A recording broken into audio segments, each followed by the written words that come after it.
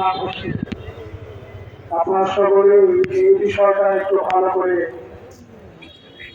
ঘটনাটা জানার চেষ্টা করেন এবং বাস্তব যেটা হচ্ছে সেটা বুঝে অন্যদেরকে সতর্ক করেন।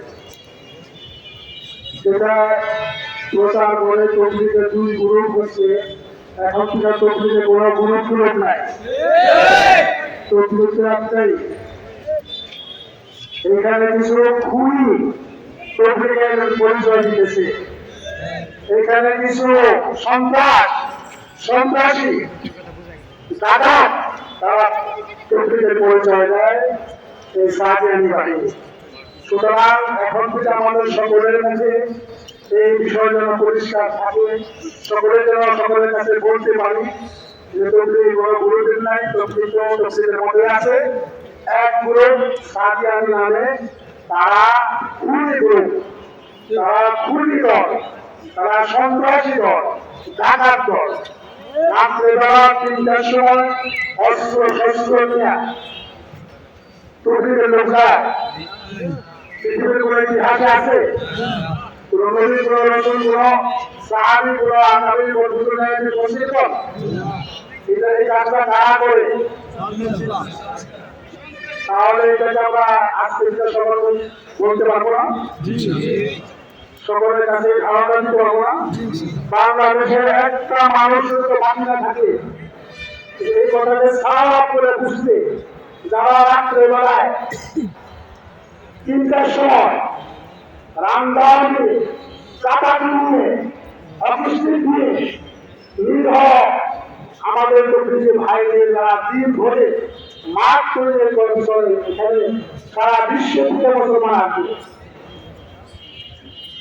তাদের ক্ষেত্রে নিজের নিজের পড়ে তারপরে সেখানে সারাদিন করে কাজ করে রাত্রে বেলা একটু ঘুমাইছে, আর এই অবস্থা তাদের শুরু করছে।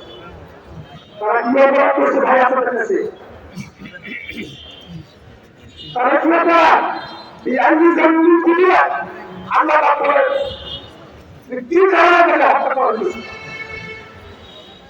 তারা এইভাবে নির্ভয় লোককে হত্যা করে আপনার তাদের কথা শুনবেন, তাদের কাছে করবেন, তাদের চাওয়া পূরণ করবেন, তাদের এলাকায় কাটিবেন, এটা আপনারা আপনার বিচার করে আর করবেন। সরকার দায়িত্ব দিচ্ছেন, সরকার দায়িত্ব দিচ্ছেন খুনিদের পুনরাবৃত্তি কমায়, খুনিদের উপযুক্ত শাস্তি পেতে হবে।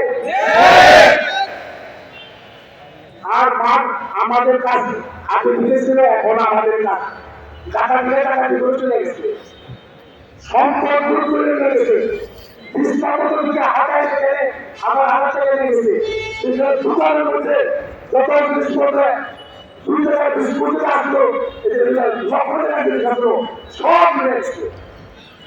তো রাত্রেবেলা 3টার সময় সেটা মানুষ কোন করে তারপরে সম্পদ দুইটা নিয়ে কারবার।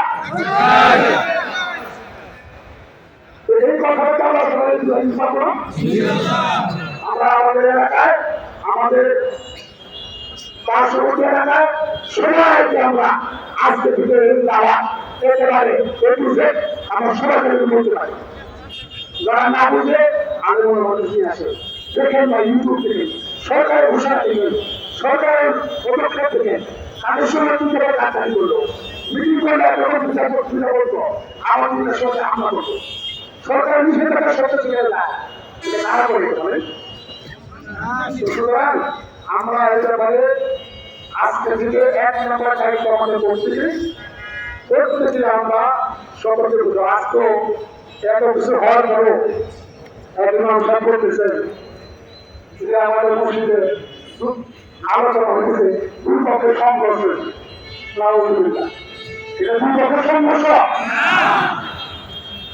এমন বুঝলেন তো সত্য কথা যাবে না, স্বাস্থ্য কথা বুঝে না, বুঝান যদি না জানেন তাদেরকে ইউটিউব করে তারপরে সরকারি ঘোষণা থেকে সরকারি খবর থেকে সত্য মধ্যে ঘোষণা হচ্ছে, এরপর আপনার কারণ অভিমুখ আছে কেন ওদের সহযোগিতা করবে। আর আমাদের এই মহকুমার কিছু লোক আছে যারা অবৈধভাবে বর্তমানা মার্কার দখল নিয়ে আসে। আমাদের তো সেই সময় ইউনিয়ন সরকারের কাছে বিচার হচ্ছে, ইউনিয়ন সরকার সেখানে শুধু নামাজ পড়ার অনুমতি দিচ্ছে, কোনো কার্যক্রম তাদের অনুমতি দেন নাই। তারা সেই আইনকে ভঙ্গ করে তাদের কার্যক্রম চালাইছে, তাদের সন্ত্রাসী কার্যক্রম সেখান থেকে বাস ধরে হয়ে অস্ত্র শস্ত্র নিয়ে তারা আক্রমণ শিখে গেছে। তাহলে আমার প্রশাসনকে বলবো, আপনারা তদন্ত করেন,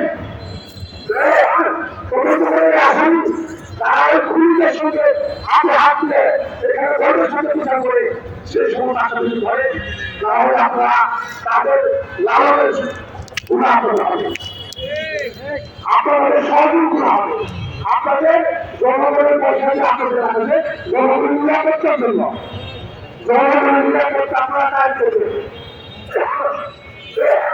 জনগণের জনগণকে যে তাদের মধ্যে হামলা করে তাদের বিচার যদি আপনারা না করেন, তাহলে আপনারা আইন শৃঙ্খলা বাহিনী কি করবে? এজন্য আপনাদের কাছে অনুরোধ, আপনারা আন্দোলন না তাহাবিল করে কালকে দিদি সেটাই সরকার দিলেন উনি বললেন এরকম হবে, আমরা বললেন এক মাস বেশি, উনি বললেন আমার কাছে হিসাব হচ্ছে 3 মাস। দেখেন ওনার খবর আরো আমাদের বেশি না, আপনারা আমাদের বেশি খবর রাখেন, রাখার পরে আমরা